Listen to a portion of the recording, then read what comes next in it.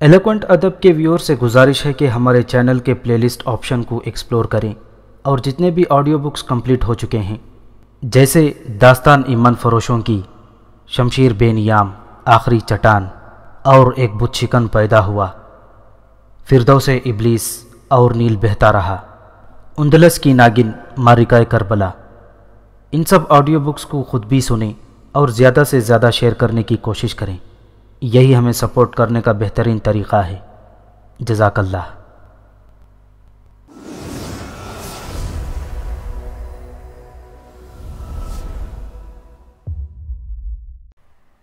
عظیم شہنشاہ تایورس کے جرأت مندانہ اقدام کی جس قدر مدح سرائی کی جائے کم ہے۔ اس نے بلا شک شیر کے منہ میں ہاتھ ڈال دیا ہے اور اس کی کامیابی کو ہم اپنی کامیابی تصور کرتے ہیں، اور جب لیوہارا کے بزدل ہیروٹوس نے بھی کمر ہمت باندھ لی ہے تو شیروں کی کچھار ساراپین کیا اس قدر بزدل ہے کہ اپنے دوستوں کو مایوس کر دے؟ ایک بوڑھے دانشور نے کہا، ہرگز نہیں، دیوتاؤں کی قسم، ہرگز نہیں۔ فاکلپس جوش سے دہاڑا اور پھر دوسرے لوگوں کی طرف دیکھ کر بولا، کیا تم میں سے کسی کو اس بات سے اختلاف ہے؟ کیا کوئی جو تایورس کی امداد کا مخالف ہو جلدی کہو تاکہ مجھے فیصلہ کر کے جواب دینے میں دقت نہ ہو۔ ہرگز نہیں، تایورس کی بھرپور مدد کی جائے گی۔ چاروں طرف سے آوازیں ابھریں۔ دیوتاؤں کی قسم، تم سے اسی جواب کی امید تھی۔ سنو تایورس کے قاصدوں، سنو معزز انسانوں، غور سے سنو۔ تایورس سے کہو فاکلپس تھیوڈوس کی جنگ میں اس کے شانے سے شانہ ملائے ہوگا۔ شیروں کی جوڑی تھیوڈوس کو ماں کا دودھ یاد دلا دے گی۔ اور سنو، آج سے، اس وقت سے میں نے خراج منسوخ کیا، یہ سرکاری عہد ہے۔ لیپاس کا چہرہ جوش مسرت سے سرخ ہو گیا تھا۔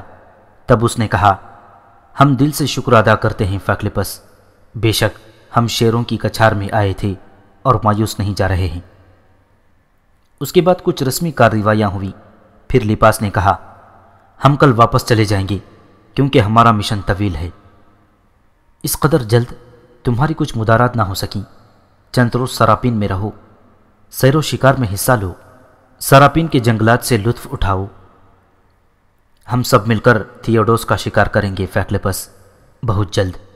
اس وقت تک ہمیں سیر و شکار سے دلچسپی نہیں رکھنی چاہیے، لیپاس نے جواب دیا، اور فاکلپس اسے دیکھ کر مسکرانے لگا۔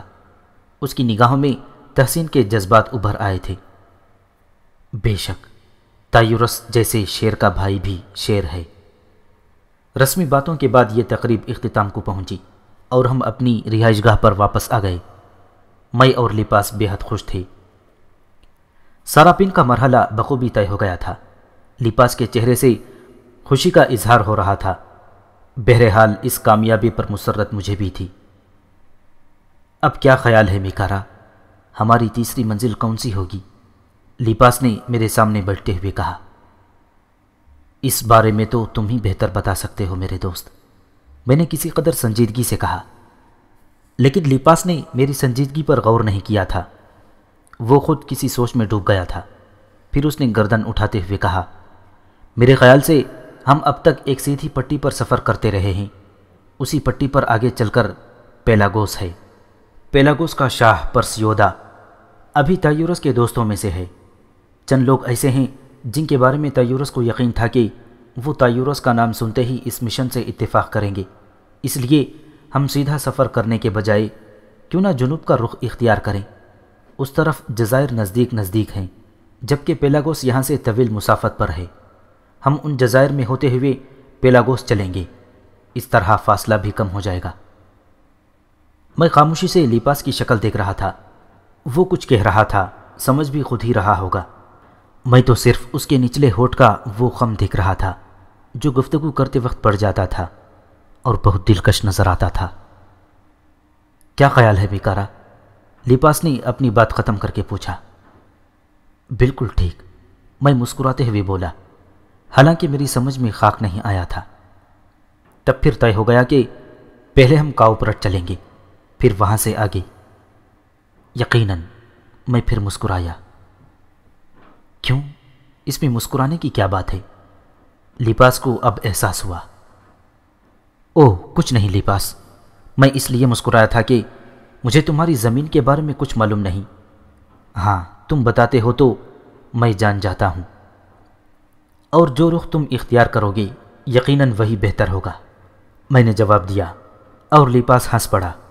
اس کی ہنسی بھی خالص عورتوں کی سی تھی پروفیسر، کہاں کہاں وہ خود کو چھپاتا۔ لیکن میں نے بھی تہیہ کر لیا تھا کہ جنرل لیپاس، جب تک تم اپنے منہ سے نہیں کہو گے میں تمہارا اعتراف نہیں کروں گا۔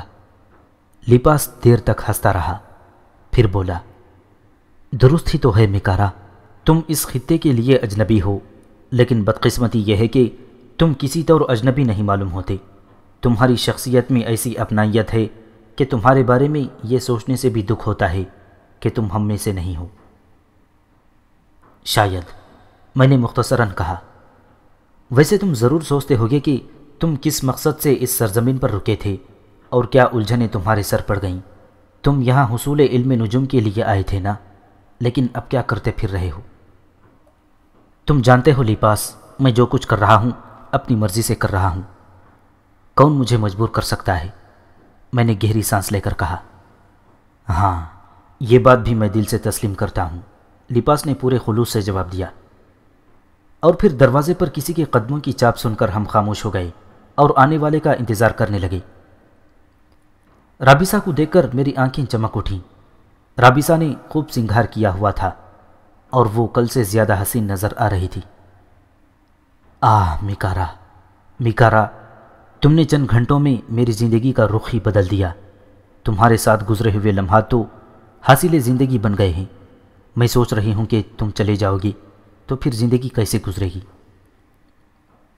گزر جائے گی رابیسا، کسی نہ کسی طرح، لیکن تم یہ بتاؤ آج مرقوسہ نے کس معاہدے کے تحت تمہیں یہاں بھیجا ہے؟ میں نے اس کے شانے پکڑ کر اسے خود سے علیحدہ کرتے ہوئے کہا، اور پھر میں نے اسے اپنے نزدیک بٹھا لیا۔ رابیسا قربان ہو جانے والی نگاہوں سے مجھے دیکھ رہی تھی۔ کل مرقوسہ نے یہ احسان میرے اوپر کیا تھا، لیکن میں اس کی زرخرید تو نہیں ہوں کہ ہمیشہ اس کے احکامات کی پابندی کرتی رہوں۔ آج دن بھر تمہارے بارے میں سوچتی رہی، اور جب مجھے معلوم ہوا کہ تم آج بھی تنہا ہو تو میں تمہارے پاس آ گئی۔ خوب، تم نے بہت اچھا کیا رابیسا۔ میرے دوست لیپاس، اب تم اپنے کمرے میں آرام کرو۔ کیا تم ہماری تنہائی ناگوار تو نہیں محسوس کرو گے؟ اوہ نہیں نہیں۔ لیپاس جلدی سے کھڑا ہو گیا اور پھر وہ بدحواس سا باہر نکل گیا۔ اس کے باہر جاتے ہی رابیسا ہنس پڑی۔ عجیب شرمیلا نوجوان ہے، بالکل لڑکیوں کی مانند۔ اس نے ایک بار بھی چور نگاہوں سے میری جانب نہیں دیکھا، بڑا بے نیاز ہے، عورتوں کی مانند۔ میں نے رابیسا کی بات کا کوئی جواب نہیں دیا، اور رابیسا پرشوق نگاہوں سے مجھے دیکھنے لگی۔ وہ انتظار کی تاب نہیں رکھتی تھی، چنانچہ میں نے بھی اسے مسترب کرنا مناسب خیال نہ کیا، اور آج تو وہ آتش فشاں ہو رہی تھی۔ چنانچہ ساری رات گزر گئی اور اس نے سونے کا نام نہ لیا۔ یہ رات میرے لیے کافی سخت تھی، لیکن میں ہار ماننے کا قائل بھی نہیں تھا۔ چنانچہ سورج کی پہلی کرن کے نمودار ہوتے ہی رابیسا نے شکست تسلیم کر لی اور سسکتی ہوئی آواز میں بولی، آہ، اس رات کے بعد زندگی کی خواہش باقی نہیں رہ گئی۔ کاش اپنے اختیار میں ہوتی، تاہم دیوتاؤں سے میرے لیے دعا کرنا میکارا کہ کوئی دوسری رات نصیب ہو تمہاری آغوش میں، ورنہ موت کے سوا کچھ نہ ملے۔ تم یہاں کب تک قیام کرو گی؟ آج کسی وقت روانہ ہو جائیں گے، میں نے جواب دیا۔ ظاہر ہے میں اس عورت کے لیے کوئی احسار نہیں کر سکتا تھا۔ اس میں کوئی خوبی نہیں تھی سوائے اس کے کہ وہ عورت تھی۔ میری بات پر رابیسا افسردہ ہو گئی، اس کی آنکھیں آنسوؤں سے بھیگ گئیں اور پھر وہ روتی ہوئی چلی گئی۔ چلتے وقت اس نے بہت سی فضول باتیں کی تھیں، لیکن میرے دوست لیپاس نے مداخلت کر کے مجھے اس کی بکواس سے نجات دلا دی۔ ہم روانگی کی تیاریاں کریں گے میکارا، مناسب ہوگا کہ جلد از جلد سراپین چھوڑ دیں تاکہ دن کی روشنی میں سفر کا طویل حصہ طے کر لیا جائے۔ اس نے سنجیدگی سے کہا۔ اوہ یقیناً، میں نے مستعدی سے کہا، اور اس طرح رابیسا بدل ناخواستہ واپس چلی گئی۔ میں نے اور لیپاس نے مل کر ناشتہ کیا۔ ہمارے ساتھ آنے والے حسب توفیق عیش کر رہے تھے۔ بہرحال سارے کاموں سے فارغ ہو کر ہم جہاز کی طرف چل پڑے، اور پھر جہاز پر پہنچ کر روانگی کی تیاریاں کرنے لگے۔ تمام لوگوں کو جہاز پر واپس بلا لیا گیا۔ شاہ فیکلپس نے اصرار کر کے دوپہر کا طعام اپنے ساتھ کھلایا، تب اجازت دی۔ چلتے وقت اس نے اپنے بھرپور تعاون کا یقین دلایا تھا۔ جہاز نے بادبان کھول دیے۔ لپاس خود سفر کی نگرانی کر رہا تھا، وہ بالکل سنجیدہ تھا، اور میں سب سے الگ تھلگ سمندر میں اٹھتی ہوئی لہروں کو دیکھ رہا تھا۔ ویسے اس سیر و سیاحت میں کسی قسم کی الجھن یا بیزاری ابھی تک نہیں پیدا ہوئی تھی، صرف لپاس کی بات تھی، تو اگر وہ خود کو چھپائے ہوئے تھا تو اس میں کوئی حرج بھی نہیں تھا۔ کیا فرق پڑتا ہے؟ ہاں، البتہ ایک بات میں نے اور سوچی تھی، وہ یہ کہ آئندہ کسی جزیرے پر جاؤں گا تو وہاں سے کوئی عورت حاصل کرنے کی کوشش کروں گا تاکہ وہ جہاز پر بھی ساتھ رہے۔ یوں ان محترم لپاس کے سینے پر مونگ ڈلی جائے گی۔ لیکن ایک بات میری سمجھ میں ابھی تک نہیں آئی تھی، وہ یہ کہ اگر لپاس کو مجھ سے کوئی دلچسپی نہیں تھی تو پھر وہ دوسری عورتوں کے قرب پر مجھ سے افسردہ کیوں ہو جاتا ہے؟ اگر یہ بات اسے ناگوار گزرتی تھی تو وہ خود کو عیاں کیوں نہیں کر دیتا؟ بڑی انوکھی بات تھی، آخر اس راز کو چھپانے میں اس قدر کوشاں کیوں ہے؟ بہرحال مجھے اپنے اس سوال کا کوئی جواب نہیں ملا۔ سفر جاری رہا۔ گستاخ بدستور جہاز پر موجود تھا۔ اس نے مجھے تنہا کھڑے دیکھ لیا اور میرے پاس پہنچ گیا۔ اوہو اوہو، کیا سوچ رہے ہو؟ وہ مخصوص انداز میں بولا۔ مجھے اس وقت اس کی آمد زیادہ پسند نہ آئی تھی، تاہم میں نے رسمی الفاظ ادا کیے۔ بہرحال تمہاری موجودگی کامیابی کا نشان ہے، میں نے تو غلط نہ کہا تھا۔ لیوہارا میں ایک عورت نے ہماری رہنمائی کی، اور اگر ساراپین کے بارے میں ہم اشلوک سے دریافت کرتے تو وہ ہمیں صاف بتا دیتا کہ وہاں کی کامیابی کے کس قدر امکانات ہیں۔ میرا خیال ہے میکارا، کیوں نہ آج کی رات ہم اپنے دوستوں سے ملاقات کریں اور ان سے اپنے آئندہ سفر کے بارے میں معلوم کریں۔ آج رات نہیں گستاخ، اس کے لیے ہم کل کی رات کا انتخاب کریں گے، میں نے جواب دیا۔ ہاں، جیسی تمہاری مرضی، گستاخ نے فراخ دلی سے کہا، اور پھر وہ نہ جانے کہاں کہاں کی فضول باتیں کرتا رہا۔ در حقیقت اس کی باتوں میں اس وقت مجھے کوئی دلچسپی نہیں محسوس ہو رہی تھی۔ میں برداشت کر رہا تھا، بلا وجہ، بے مقصد۔ پھر میں نے وہ جگہ ہی چھوڑ دی۔ نہ جانے کیوں اس دوران لپاس نے ایک بار بھی مجھ سے ملاقات نہیں کی تھی۔ شام جھکی اور پھر تاریکی تیزی سے سمندر کی وسیع چادر پر پھیل گئی۔ جہاز کی روشنیاں چلا دی گئیں۔ رات کے ملاحوں نے اپنی جگہ سنبھال لی اور ان پر نگرانی کرنے والے آرام کرنے چلے گئے۔ میں بھی اپنی رہائش گاہ میں واپس آ گیا۔ لپاس نہ جانے کیوں رات کو کھانے میں بھی میرے ساتھ شریک نہیں تھا۔ بہرحال وہ ٹھیک ٹھاک تھا، اس لیے میں نے بھی اسے تلاش کرنے کی کوشش نہیں کی۔ تب آرام کا وقت آ گیا۔ میں اپنی سونے کی جگہ لیٹ گیا، تب کسی نے میرے کمرے میں دروازے پر دستک دی۔ گستاخ ہوگا، میں نے بیزاری سے سوچا، اور میں نے سرد لہجے میں کہا، آ جاؤ گستاخ۔ لیکن آنے والا گستاخ نہیں تھا، بلکہ لپاس تھا۔ میں اٹھ کر بیٹھ گیا۔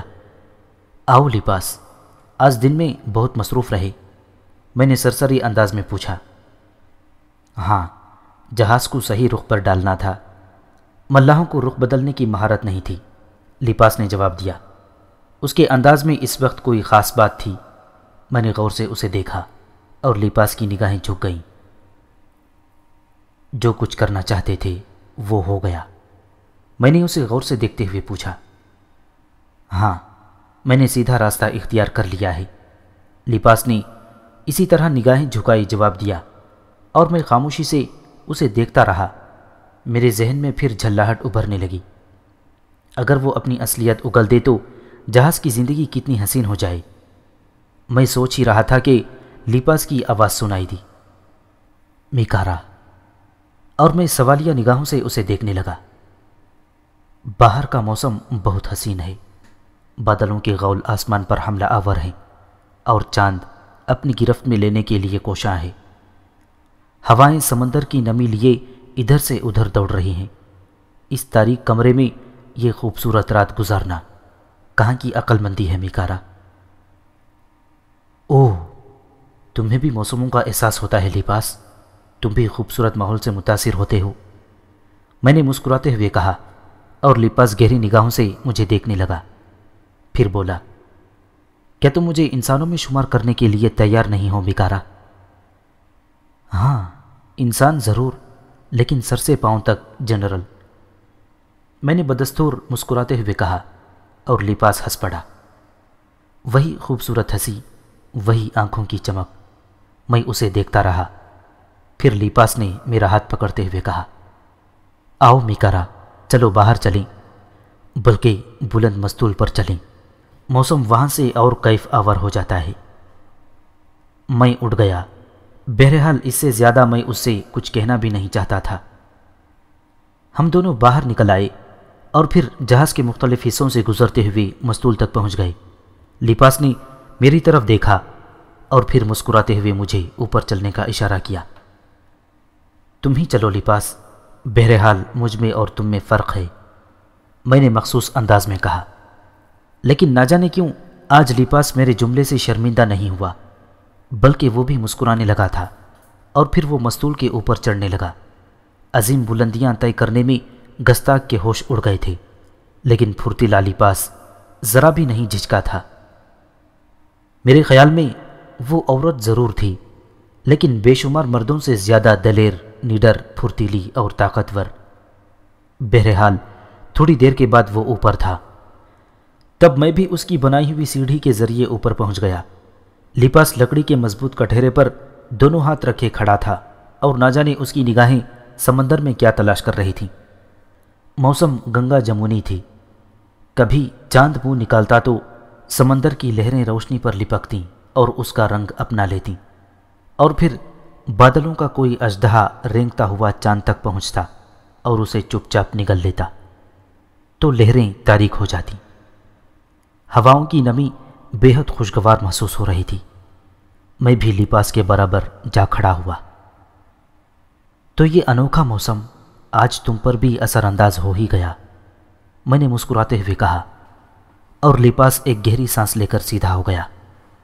وہ براہ راست میری آنکھوں میں دیکھ رہا تھا، اور پروفیسر، اس کی آنکھوں میں بلا کی کشش پیدا ہو گئی تھی۔ بڑا انوکھا انداز تھا اس کے دیکھنے کا۔ اس سے قبل اس نے براہ راست اس طرح میری آنکھوں میں جھانکنے کی کوشش نہیں کی تھی۔ وہ خاموشی سے میری شکل دیکھتا رہا، پھر آہستہ سے بولا، میکارا، کیا تم مجھے انسان نہیں سمجھتے؟ کیوں نہیں، لیکن ذرا سخت قسم کا انسان، جس نے دنیا کے حسن کی طرف سے نگاہیں پھیر رکھی ہوں، میں نے جواب دیا۔ نہیں میکارا، یہ بات نہیں ہے، یہ بات نہیں ہے میکارا۔ میں تمہیں کیا بتاؤں، کیسے بتاؤں میکارا؟ لیپاس نے رخ دوسری طرف کر لیا۔ تب میں آہستہ سے آگے بڑھا اور میں نے پشت سے اس کے دونوں شانے پکڑ لیے۔ کیا بتانا چاہتے ہو لیپاس؟ میں نے آہستہ سے پوچھا۔ کیا میکارا، کیا تم یہ سمجھتے ہو کہ تم نے ہمارے لیے جو کچھ کیا ہے، تم ہمارے لیے جو کچھ کر رہے ہو، تایورس یا میں اس کی قدر اپنے دل میں نہیں رکھتے؟ کیا ہم احسان مندوں میں، احسان ماننے والوں میں سے نہیں ہیں؟ کیا ہم تم سے محبت نہیں کرتے میکارا؟ وہ میری طرف گھوم گیا۔ اس کی آنکھیں، اس کا انداز آج کچھ اور ہی کہہ رہے تھے۔ میری تجربہ کار آنکھوں نے یہ زبان کسی حد تک پڑھ لی تھی۔ میرے ذہن میں ایسا کوئی خیال نہیں ہے، بلکہ میں تمہاری دوستی، تمہاری محبت پر یقین رکھتا ہوں، میں نے خلوص سے کہا۔ سچ کہتے ہو میکارا۔ اس نے محبت سے میرے دونوں ہاتھ پکڑ لیے اور میں نے اعتماد میں گردن ہلا دی۔ تب پھر یہ کیوں نہیں سوچتے ہو کہ لیپاس تم سے کچھ چھپانا چاہتا ہے؟ اسے مشتبہ نگاہوں سے کیوں گھورتے ہو؟ اسے تانوں تشنوں کا شکار کیوں بنانا چاہتے ہو؟ وہ آگے بڑھا اور اس نے میرے سینے پر سر رکھ دیا۔ خاص عورتوں کا انداز، لیکن میں نے اپنی جانب سے کوئی پذیرائی نہیں کی، لیکن اسے سینے سے جدا بھی نہیں کیا۔ ہم تم پر مکمل اعتماد کرتے ہیں میکارا، ہم اپنی کوئی بات تم سے چھپانے کی کوشش نہیں کرتے، لیکن لیپاس میرے سینے سے ہٹ گیا اور پھر وہ جلتی ہوئی نگاہوں سے مجھے دیکھتے ہوئے بولا، لیکن بعض مجبوریاں وہ نہیں کرنے دیتی جو ہم کرنا چاہتے ہیں۔ تاہم دوستوں کے لیے تو دنیا مٹا دی جاتی ہے میکارا، دوستوں کے لیے تو زندگی دے دی جاتی ہے، اور پھر دوست بھی وہ جو میکارا جیسے ہوں۔ وہ کچھ پیچھے ہٹا، میں اسے گہری نگاہوں سے دیکھ رہا تھا۔ ہاں میکارا، وہی درست ہے جو تم سوچتے ہو۔ ہاں میکارا، وہی ٹھیک ہے جو تمہاری تجربے کار نگاہوں نے پرکھا ہے۔ لپاس نے اپنے مخصوص انداز کے بال کھول دیے اور اس کے لمبے لمبے بال شانوں پر بکھر گئے، اور پروفیسر، نوجوان لپاس ان بالوں کی وجہ سے نہ جانے کیا سے کیا بن گیا۔ بالوں میں عورت کے حسن کا بہت بڑا حصہ چھپا ہوتا ہے، یہ میرا تجربہ ہے، یہ میرا دعویٰ ہے۔ لیکن لپاس تو آج سارے پردے چاک کر دینے پر تلا ہوا تھا۔ اس نے اپنے مخصوص کوٹ کے بند ہٹائے اور پھر نچلا لباس بھی اتار دیا۔ اب اس کے بدن پر ایک خوبصورت لبادہ تھا۔ کوٹ کی گرفت سے آزاد ہو کر اس کے نسوانی اعضاء اسی طرح باہر نکل آئے جیسے کسی طویل میعاد کے قیدی کو رہائی مل جاتی ہے، اور اسی وقت چاند نے بادلوں کی دھند ہٹا کر حیرت سے جھانکا اور سفید لبادے میں ملبوس ایک حسین پرکشش اور سڈول بدن والی دوشیزہ کو دیکھ کر ششت رہ گیا۔ لپاس چاندنی میں تحلیل ہو گیا تھا، اور چاندنی نے اس کا بدل ایک نئے پیکر میں پیش کر دیا۔ یہ کون ہے؟ یہ کیسا ہے؟ میں خاموشی سے اسے دیکھتا رہا۔ تب لپاس کی آواز ابھری، میں جانتی ہوں میکارا، تمہاری نگاہوں نے مجھے اس انداز میں دیکھ لیا ہوگا۔ میں یہ بھی جانتی ہوں کہ میرے بدلے ہوئے رنگ پر تمہیں کوئی حیرت نہ ہوئی ہوگی، کیونکہ تم پہلے ہی سے یہ سب کچھ جانتے تھے۔ تم میرے صبر کو آزما رہے تھے۔ عورت اعتراف کرتی ہے میکارا کہ وہ کمزور ہوتی ہے۔ اپنی پسند کے مرد سے، اپنے محبوب سے وہ خود کو چھپا نہیں سکتی۔ میکارا، میں تمہیں چاہتی ہوں، میں تم سے پیار کرتی ہوں میکارا، میں تمہیں ساری دنیا سے زیادہ چاہتی ہوں۔ میری محبت انتہائی شدید ہے۔ تمہیں کیا معلوم میکارا، میری راتیں کیسی بے چین گزرتی ہیں، تمہیں کیا معلوم۔ وہ دوڑ کر مجھ سے لپٹ گئی۔ اس نے اپنی باہیں میری گردن میں حائل کر دیں۔ وہ طوفان کی طرح پھٹ پڑی تھی۔ اس کے جذبات کے سارے بند ٹوٹ گئے، اور بلا شبہ میں انبساط کی انوکھی وادیوں میں گم ہو گیا تھا۔ میں اس کے اعتراف سے بہت خوش تھا، بہت ہی خوش۔ تب میں نے بھی اسے اپنی بازوؤں میں بھینچ لیا، اور لپاس، یا اس کا دوسرا نام جو کچھ بھی ہو، اس طرح گہری گہری سانسیں لینے لگی جیسے طویل مسافت سے تھک گئی ہو، منزل پر پہنچ گئی ہو۔ کافی دیر تک ہم دونوں کھڑے رہے۔ کیسی اپنائیت تھی اور کیسا عجیب انداز تھا اس کا۔ وہ اجنبیت دل سے دور ہو گئی تھی جو ہم دونوں کے درمیان تھی، اور عورت ہونے کے بعد لپاس نے کتنا بڑا حق سمجھ لیا تھا اپنا۔ بڑا لذت آمیز خیال تھا، بڑی دلکش بات تھی۔ تب میں نے اسے آہستہ سے علیحدہ کیا۔ اس کے نرم اور گداز بدن کی لطافتیں اب پوری طرح ابھر آئی تھیں۔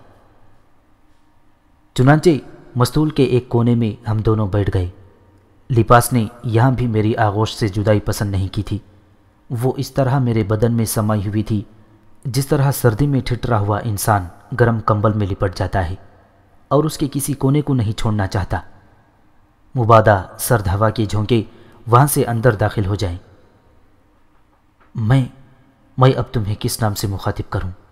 میں نے پہلی بار لب کشائی کی۔ لپاس، میرا نام لپاس ہی ہے، لپاس نے جواب دیا۔ کیا تم میری ذہنی حالت کا اندازہ کر سکتی ہو لپاس؟ میں نے پوچھا۔ ہاں، اس نے مختصر جواب دیا۔ تب بتاؤ اس وقت میں کیا سوچ رہا ہوں؟ میں نے مسکراتے ہوئے کہا، لیکن لپاس کے ہونٹوں پر جوابی مسکراہٹ نہیں آئی، وہ بدستور سنجیدہ تھی۔ پھر اس نے آہستہ سے کہا، میرے بارے میں، صرف میرے بارے میں۔ اب تم یہ سوچ رہے ہو میکارا کہ جب میں تمہیں شدت سے چاہتی تھی تو آج تک خود کو چھپانے کی کوشش کیوں کرتی رہی؟ میں نے اس شدت سے اپنے آپ کو تم سے پوشیدہ کیوں رکھا؟ خوب، آخر کس سرزمین کی باشندہ ہو؟ بلا شبہ تم ذہین ترین انسانوں میں سے ہو۔ میں نے اعتراف میں مسکراتے ہوئے کہا، اور تم اس کا جواب بھی چاہتے ہو؟ اس نے کہا، ہاں ظاہر ہے۔ میں نے گردن ہلائی۔ آج میں نے سب کچھ ختم کر دیا ہے میکارا۔ ہم اس مقدس عہد کو توڑ چکے ہیں۔ ہم ان ساری قسموں سے آزاد ہو چکے ہیں جو دیوتاؤں کے حضور کھائی جاتی ہیں۔ ہم سب ختم کر چکے ہیں میکارا۔ اور میکارا، ہم نے حق دوستی ادا کیا۔ میکارا، میں اعتراف کرتی ہوں کہ ایک عورت کے لیے تم دنیا کے سب سے پرکشش انسان ہو۔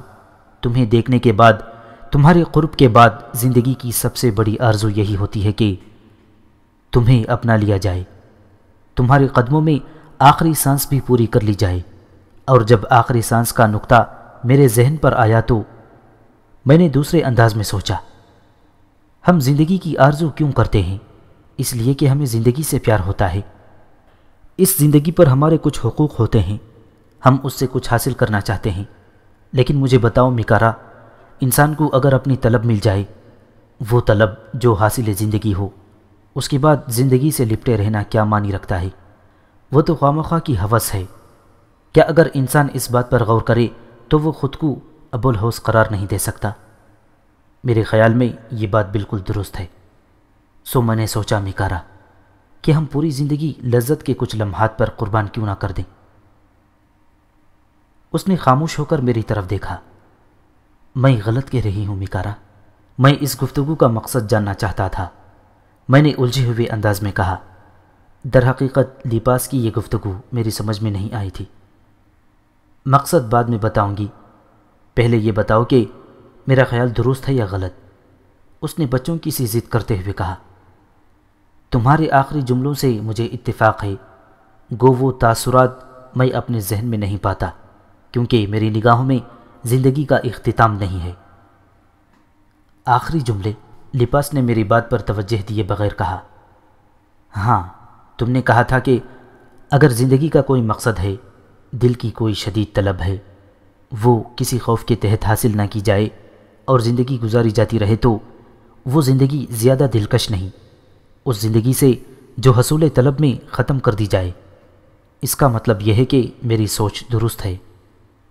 اس حد تک، میں نے جواب دیا۔ وہ بہت زیادہ جذباتی ہو رہی تھی۔ اس کے جذبات حقیقی تھے۔